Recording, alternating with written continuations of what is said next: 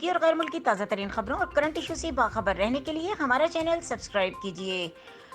خبر شامل کریں گے عارف والا سے، جہاں سے رپورٹ کر رہے ہیں ہمارے بیورو چیف شفیق پھول۔ پنجاب بیت المال کا احسن اقدام، پاک وطن کے مستحقین میں لاکھوں روپے کے امدادی چیکس، جہیز فنڈ، سلائی مشینیں اور ویل چیئرز تقسیم کی گئیں۔ ایک بار پھر آپ کو بتاتے چلیں، مستحقین میں لاکھوں روپے کی امدادی چیکس، جہیز فنڈ، سلائی مشین اور ویل چیئرز تقسیم کی گئیں۔ مزید خبروں اور اپڈیٹ کے لیے دیکھتے رہیں کے نیوز چینل انٹرنیشنل۔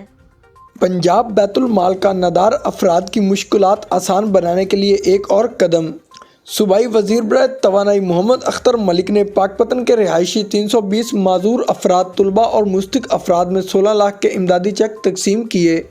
جو عمران خان کا ویژن ہے، جو مستحق طبقہ ہے، ان کو ہم نے ایڈریس کرنا ہے، ان کے گھروں تک ان کا جو حق ہے وہ پہنچانا ہے۔ پچھلی حکومتوں کا بہت زیادہ کردار ہے جس کی وجہ سے ان لوگوں کو ایڈریس نہیں کیا گیا، جو روزگار کے مواقع پیدا کرنے چاہیے تھے۔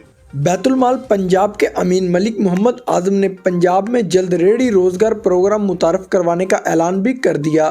بیت المال ریڈی روزگار کے نام سے ایک پروگرام شروع کر رہا ہے، جس میں پاک پتن میں ہم پائلٹ پروجیکٹ کر رہے ہیں اور 200 افراد کو ہم ریڈی روزگار کے تحت یہاں روزگار دیں گے۔ ضلعی چیئرمین بیت المال میاں علی عمران رت کا کہنا ہے کہ حکومتی ویژن کے مطابق غریب افراد کی امداد جاری ہے۔ جو معذور ہیں ان کے لیے ویل چیئر اور جو بچیاں ہیں ان کے لیے سلائی مشین، جو گھر پہ بیٹھی ہیں، ہنر ہے اور کام نہیں کر سکتی، اور جن بچیوں جہیز کی وجہ سے بیٹھی تھی ان کو امدادی جہیز کے لیے چیکس دیے گئے۔